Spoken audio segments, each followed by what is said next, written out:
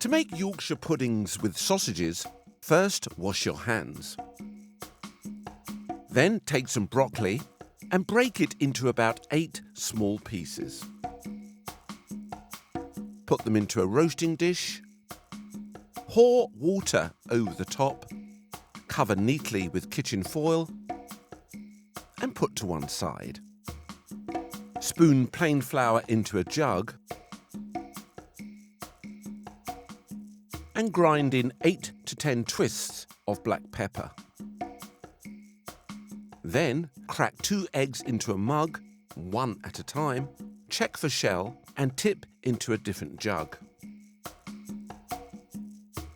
Don't forget to wipe your hands after touching raw egg. Give the eggs a quick whisk. Add some whole milk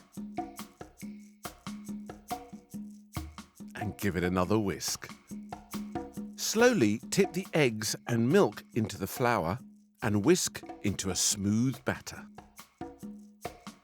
Now grate a small piece of peeled and chopped fresh horseradish root and then add 2 spoons of grated horseradish to the batter.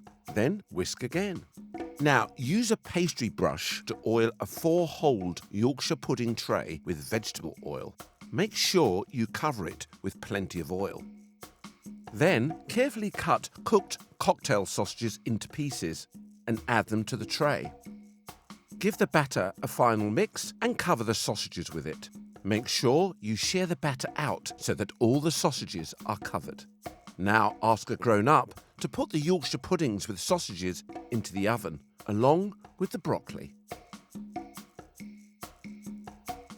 When the Yorkshire puddings with sausages are cooked and slightly cooled, they're ready to eat. They've risen and look golden and delicious, served with the cooked broccoli. You can even add some fresh parsley for decoration.